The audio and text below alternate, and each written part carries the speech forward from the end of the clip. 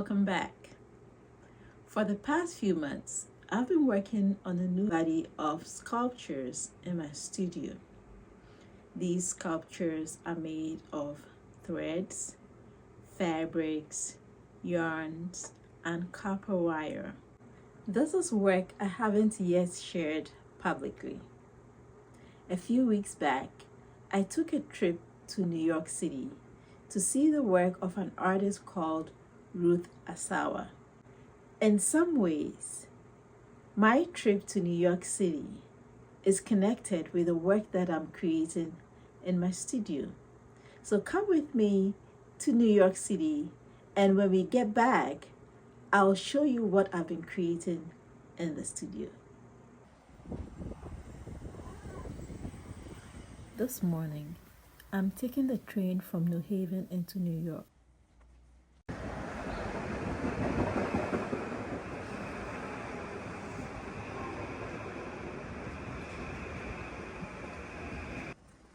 I feel blessed to have the ability to live so close to the city and be able to hop on the train and ride into the city. There's something about traveling by train that gives you space to think. You watch the landscape change slowly as you move from one place to the other. And maybe that's fitting because the work I've been making lately is about movement. It's about migration, about what it means to build a new life in a new place.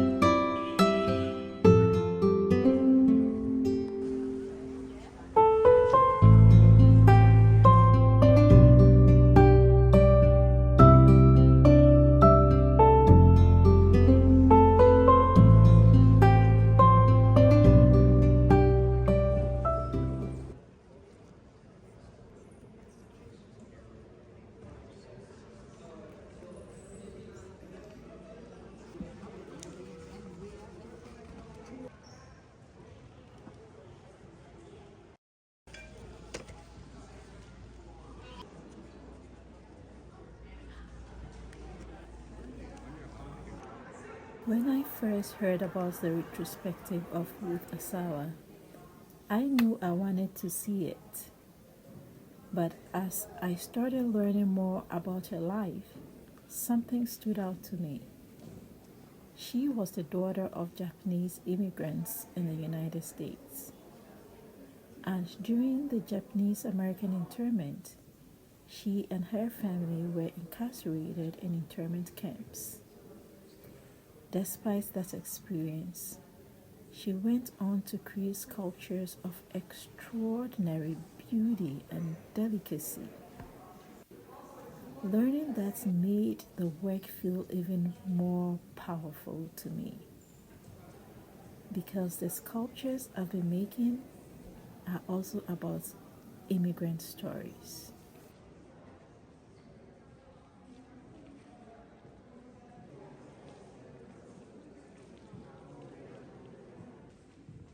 My work has always been about this duality of moving from one place to another, having two cultures, and trying to blend them together.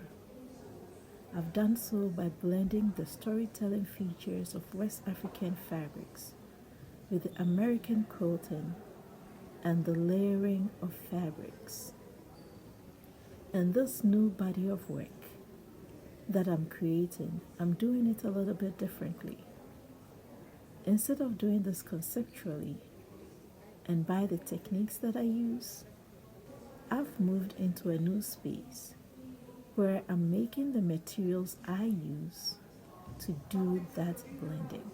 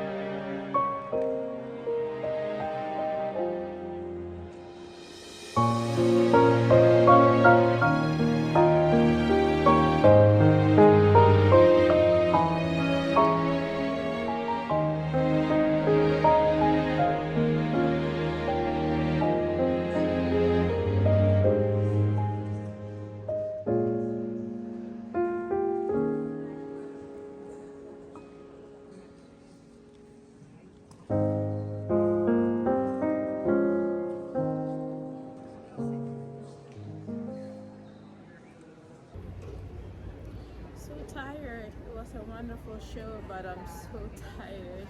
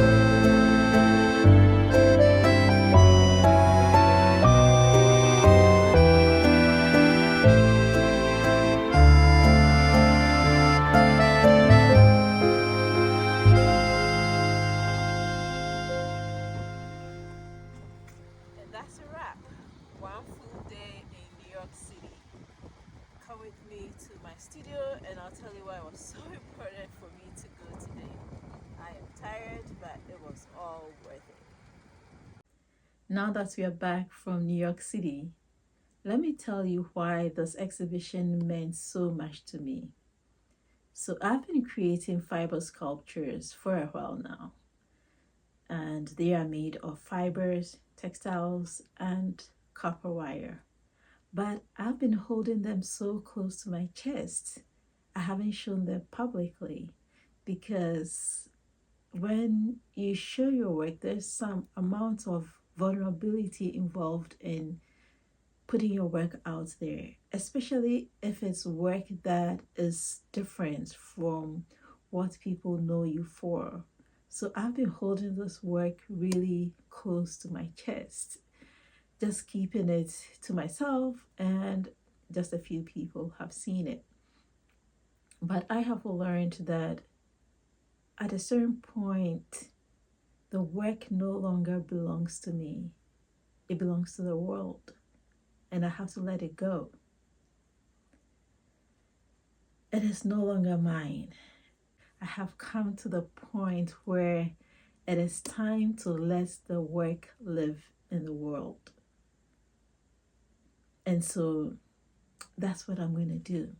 When I started looking closely at the sculptures of Ruth Asawa, I noticed something surprising.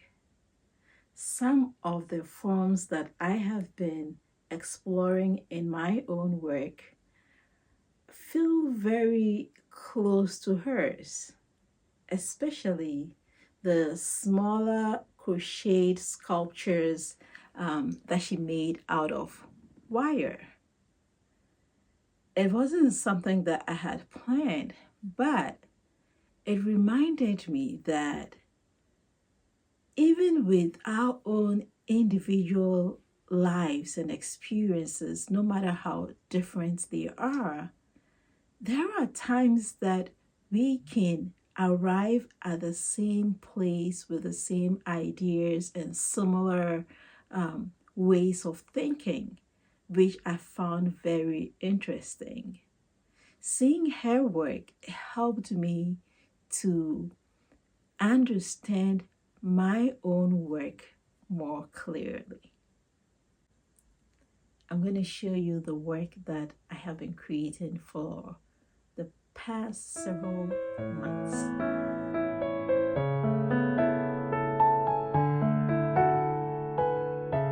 For my own sculptures, I'm using two different types of materials. One type of material is soft and the other is hard. Fabric and threads move easily. However, copper holds its shape. And when they come together, they create something that neither material could become on its own. For me, that relationship feels like a metaphor for migration. Different histories meeting and slowly forming something new. The outer surface of the sculptures represents skin. It's the image we present to the world. It's what people see. When we are out in the world, all people see is our skin, our outer image. But inside the sculptures, there are layers and structures that are not immediately visible. That hidden interior represents our inner lives, our memories, our emotions. Because when people migrate, many of their experiences remain unseen. Migration is not just about moving across borders. It is about carrying an inner world that no one else can see.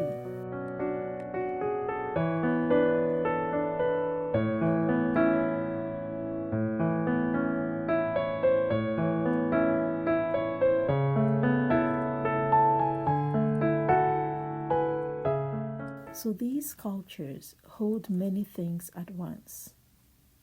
They hold strength and softness, connection and tension, what is visible and what remains hidden. And in some ways, seeing the work of Ruth Asawa helped me see my own work more clearly.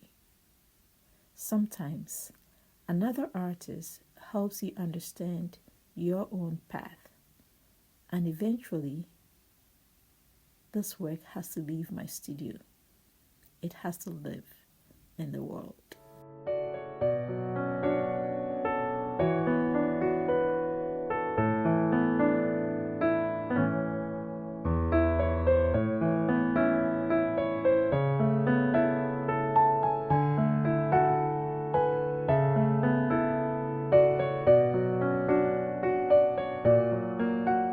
Thank you for joining me in my studio today and for the unveiling of my new body of work.